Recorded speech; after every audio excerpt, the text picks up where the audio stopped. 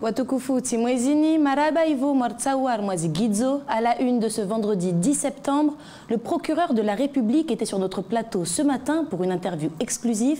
Pendant près d'une heure, Yann Lebris a accepté de répondre à nos questions. Laxisme supposé dans la justice, taux d'occupation au centre pénitentiaire, manque de moyens de l'appareil judiciaire, aucun sujet n'a été éludé. Au montage, Leslie Vumenet. Lors de sa visite à Mayotte, le ministre de l'Intérieur a souligné le manque de moyens de la justice locale. Palais de justice plus fonctionnel, locaux plus dignes pour les justiciables, moyens supplémentaires pour le barreau, la PJJ ou encore les enquêteurs sociaux. La liste des besoins est longue selon le procureur. Néanmoins, Yann Lebris refuse de chercher des excuses à l'action de la justice sur le territoire.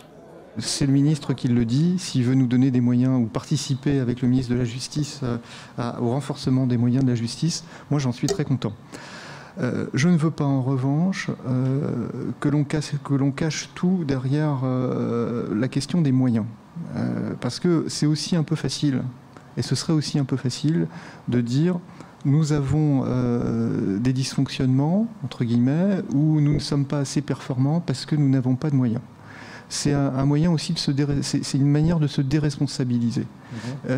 Aujourd'hui, avec les moyens qu'elle a, la justice à Mayotte, me semble-t-il, réussit à remplir son rôle de manière perfectible, mais réussit déjà à remplir les missions qui sont les siennes.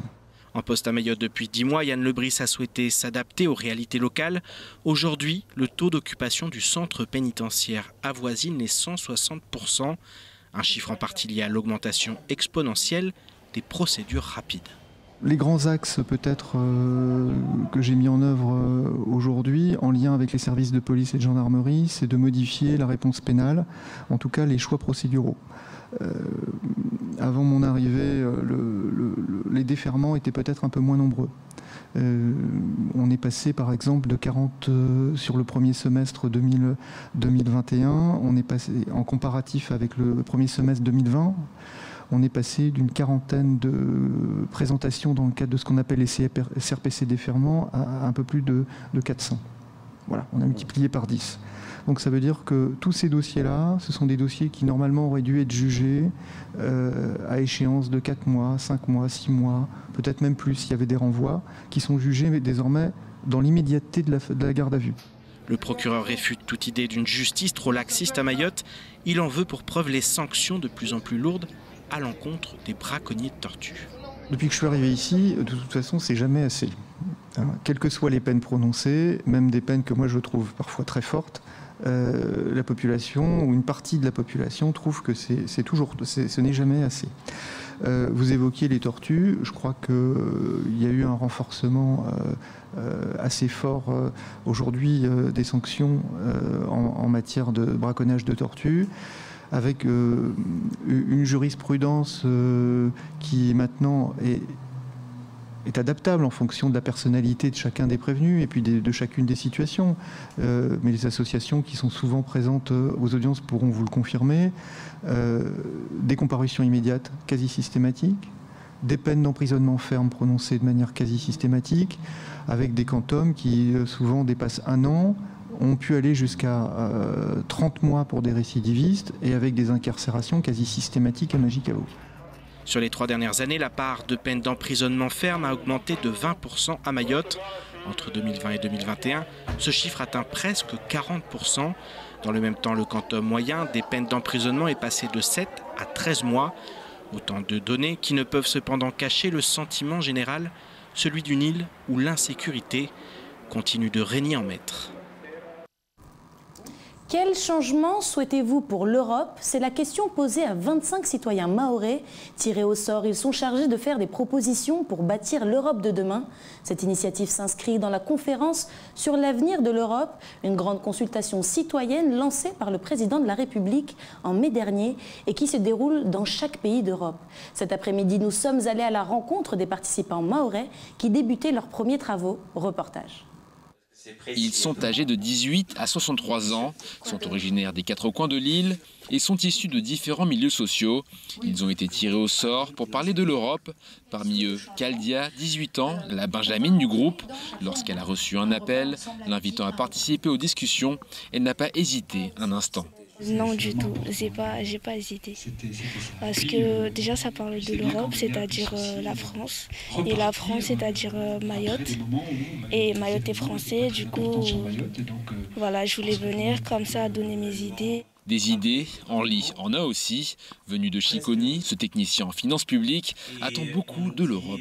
Des attentes autour des infrastructures, des attentes autour de l'investissement, au niveau des entreprises, au niveau de la citoyenneté aussi, pour pouvoir équilibrer le territoire en matière de population. Beaucoup d'attentes, mais aussi de la frustration chez certains participants qui ont le sentiment d'être délaissés par l'Union européenne, comme Anati, venue d'Aqua et employée dans l'éducation nationale. J'aimerais bien qu'ils fassent un peu plus sur Mayotte. On voit plus le développement comme ce que l'Europe a fait dans les autres régions. Il faut qu'ils fassent chez nous. Avec Kaldia, Henri et Anati, ils sont 25 citoyens à débattre sur le futur de l'Europe jusqu'à dimanche. 3 jours de discussion organisés dans le cadre de la conférence sur l'avenir de l'Europe. Une grande consultation citoyenne lancée par le président de la République en mai dernier et qui se déroule dans tous les pays européens. Quel est leur constat aujourd'hui du fonctionnement de l'Europe, de ce qu'ils en attendent, de ce qu'ils n'y trouvent pas et ce qu'ils souhaiteraient y trouver dans les années à venir. Voilà ce qu'on attend de ce travail citoyen qui est lancé dans toutes les régions de France. Et Mayotte a lancé en même temps que les autres régions ce travail sur l'Europe. Les avis des participants remonteront ensuite au niveau national.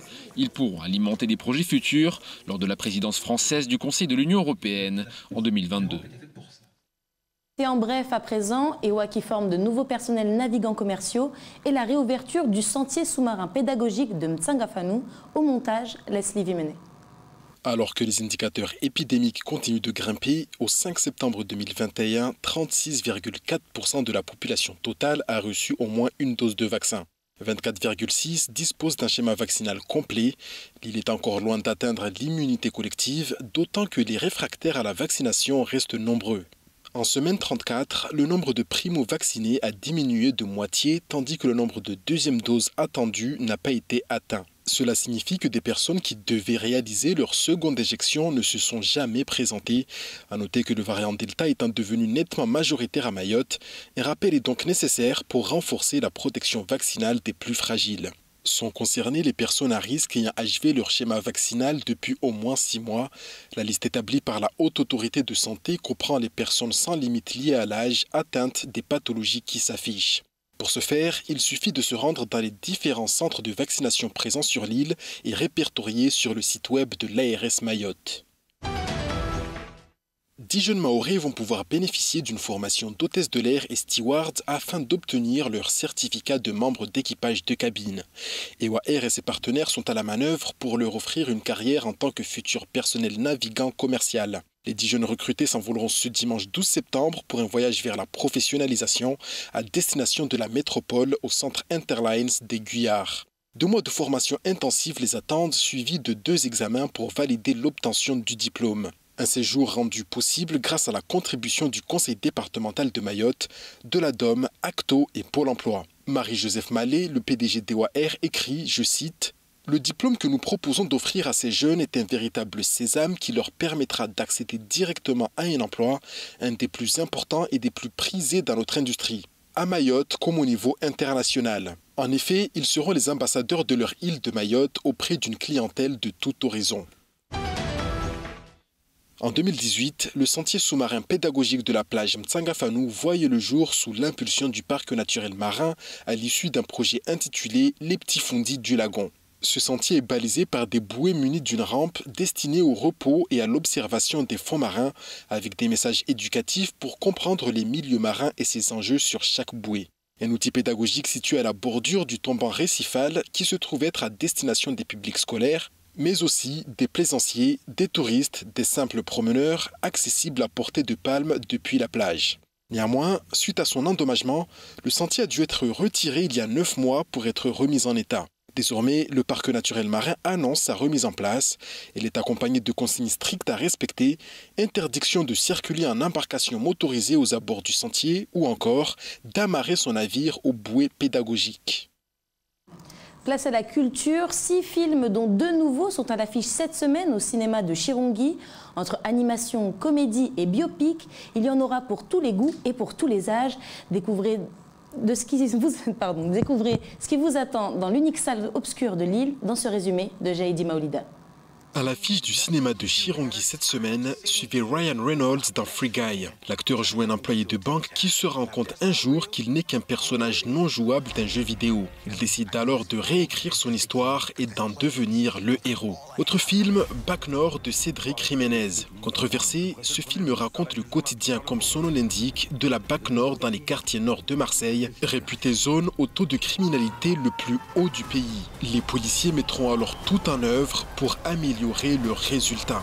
Dans OSS 117, Alerte rouge en Afrique noire, Jean Dujardin sera cette fois accompagné de Pierre Ninet en tant qu'OSS 1001 pour des aventures toujours aussi loufoques, une parodie pour laquelle Nicolas Bedos sera aux manettes. Le nouveau-né des studios Marvel, Shang-Chi, la légende des 10 anneaux, sera aussi de la partie au cinéma Moussafiri, un film d'action fantastique dans lequel notre héros devra faire face à la mystérieuse organisation des 10 anneaux. Les plus petits pourront suivre les aventures de Pile, une petite orpheline qui survit comme elle peut avec ses 3 fouines apprivoisées et qui deviendra princesse bien malgré elle. Une aventure pleine d'humour et de rebondissements. Et enfin, dans un registre plus mature, Gogo contera l'histoire d'une femme de 94 ans qui intègre l'école de son village et devient ainsi la plus vieille écolière du monde. Ancienne sage-femme, elle partage désormais la salle de classe avec les enfants qu'elle a fait naître avec un objectif, réussir son examen et prouver qu'il n'y a pas d'âge pour apprendre. Et je vous propose de passer du grand écran au petit écran. La série Colloque s'est invitée dans vos foyers ce lundi 6 septembre. Une histoire racontée en 14 épisodes de 13 minutes et produite par Clap Productions. Un récit initiatique à la fois drôle et engagé qui interroge sur la place de la femme mahoraise et de la jeune génération, partagée entre envie de liberté et de la volonté de préserver leur culture. Pour en parler, j'ai la chance d'avoir sur ce plateau Jacqueline Joumogues, la réalisatrice de la série, et Fatia Mohamed, alias Raïssa, le personnage principal. Bonsoir mesdames. Bonsoir. Bonsoir.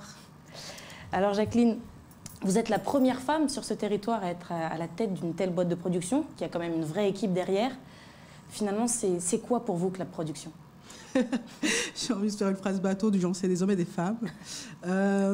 Clap Productions, c'est une entreprise de production audiovisuelle qui existe depuis 15 ans à Mayotte et qui a vocation à accompagner les institutions, les associations, les entreprises dans leur envie et leur volonté de communiquer auprès de la population mahoraise avec des messages et des codes qui sont compris de tous. Donc on a vocation à réaliser ce type de projet depuis 15 ans en réalisant des films documentaires, des films, des séries fiction, des émissions télé, des films publicitaires. Donc voilà, c'est un peu ça notre activité depuis toujours. On a pu découvrir votre travail dans certains documentaires comme celui sur la chimie que vous avez fait. Finalement, c'est vraiment une volonté pour vous de montrer ce quotidien mahorais ? En fait, dans les projets qu'on a réalisés, Clap est une entreprise qui est dans le social. Nous, ce qui nous intéresse avant toute chose, c'est les sujets d'intérêt général qui concernent tout le monde. Et du coup, on a vocation à s'intéresser, quand il s'agit de commandes, à ce type de sujet particulièrement, et quand ce n'est pas de la commande, à des sujets qui nous intéressent particulièrement. Nous, à Clap, on a réalisé par exemple une précédente série qui s'appelait Askip, qui parlait de santé sexuelle. On a réalisé du coup, effectivement, il y a 2 ans, le documentaire Chimique, parce que la drogue de synthèse qu'est la chimique est en train de détruire la jeunesse mahoraise et on avait besoin de comprendre pourquoi, comment et comment est-ce que ces jeunes étaient accompagnés. Et maintenant, on passe sur un autre sujet qui est celui des droits des femmes. Mais c'est un engagement depuis toujours, la question des droits des femmes. Chaque année, on réalise bénévolement pour le 8 mars et le 25 novembre des spots pour sensibiliser la population au sujet de la question des droits des femmes et des violences faites aux femmes. D'accord. Et du coup, c'est ce qui nous amène à votre dernière réalisation. On doit parler de la série Colloque, c'est pour ça qu'on est là. Je vous propose qu'on regarde d'abord la bande-annonce et ensuite on en parle. Ingénieur dans le BTP le jour, à gérer toute une équipe et petite fille la nuit qui doit rentrer sur la pointe des pieds pour ne pas se faire prendre par ses parents. Pourquoi on ne prendrait pas un appartement toutes les 4? Damas, l'amour de votre vie vous attend. Appartement ou chez maman? Vous êtes là pour trouver l'amour ou un pigeon? On ne savait pas à ce moment-là qu'une telle décision serait si difficile à faire accepter. Nous voulions sortir des cases dans lesquelles la société voulait nous enfermer. Ici, tu fais ce qu'on te dit et tu te tais. Et tu ne veux pas que je t'apporte un cocktail et une paille tant qu'on y est? S'il te plaît, maman, laisse-moi entrer. Tous les mois à la banque, je suis dans le rouge parce que je dois gérer ta vie et la mienne. Alors arrête. Si vous réussissiez cette course de haies et que vous releviez tous les défis, revenir, vous exposer à de nouveaux challenges, se résumant souvent à une seule question. Qui êtes-vous?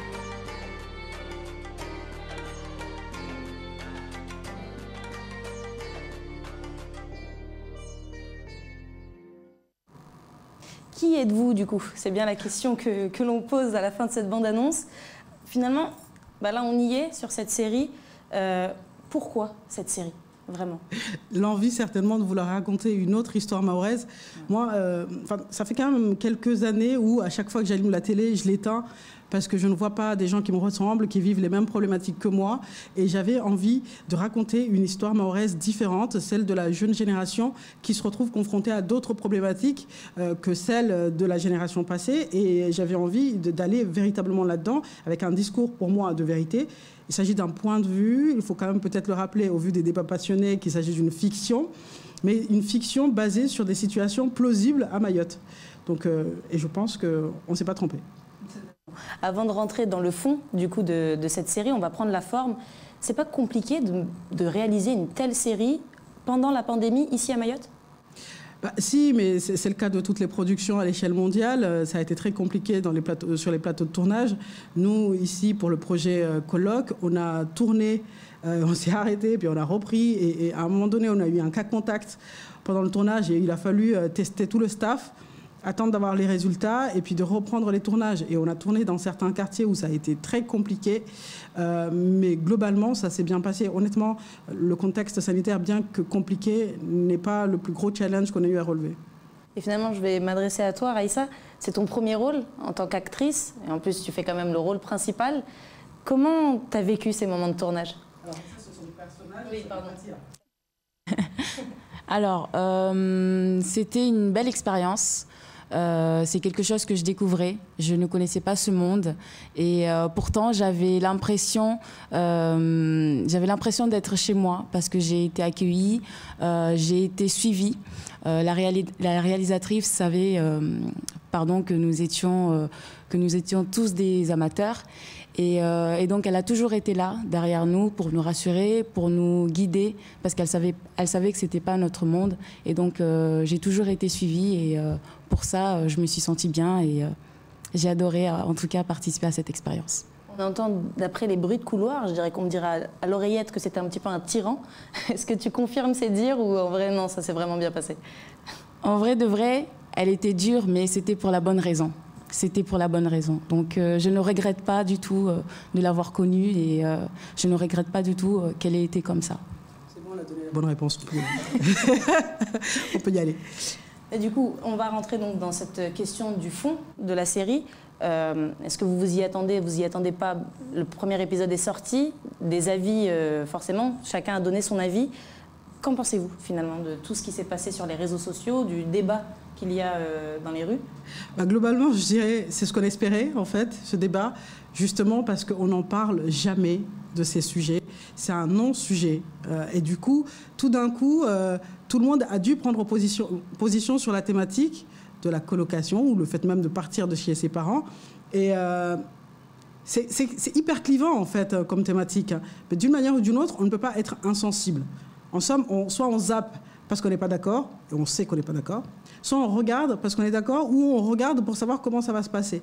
Mais j'avais besoin que la parole puisse se libérer et que les gens, les parents, les familles, les copains, les amis puissent discuter de ce sujet-là. En réalité, Colloque, c'est le nom de la série, mais c'est une des thématiques abordées. C'est-à-dire que le sujet de la série n'est pas le fait que les jeunes femmes veulent partir. C'est une des problématiques. Mais dans cette série, sur 14 épisodes, on aborde plein de sujets. On aborde la place de la femme dans la société mahoraise, le questionnement des femmes sur la polygamie, est-ce qu'elles sont OK, pas OK. On aborde la question des violences sexuelles, on aborde la question de l'entrepreneuriat, comment est-ce qu'on entreprend dans quand on est une femme dans le monde de l'entreprise, quand à chaque fois on nous remet à notre place d'enfant du village ou à notre place de femme, quand on est dans une entreprise et qu'on a 27 ans, que c'est notre boîte, mais qu'on doit, par exemple, devoir travailler avec un collègue qui est plus âgé que nous, qui pourrait avoir l'âge de notre père, on est obligé de dealer avec les codes de la culture. Et du coup, la question de la hiérarchisation des postes, elle est éminemment compliqué et du coup mes personnages se posent beaucoup de questions qui tournent autour de toutes les thématiques qui pour moi sont importantes pour la génération actuelle de femmes de Mayotte. Totalement. Et du coup finalement pour toi Fatia c'était pas trop dur, enfin ce n'est pas trop dur là de devoir assumer ce rôle maintenant que le premier épisode est sorti et que ton entourage a vraiment vu ce que ça donne?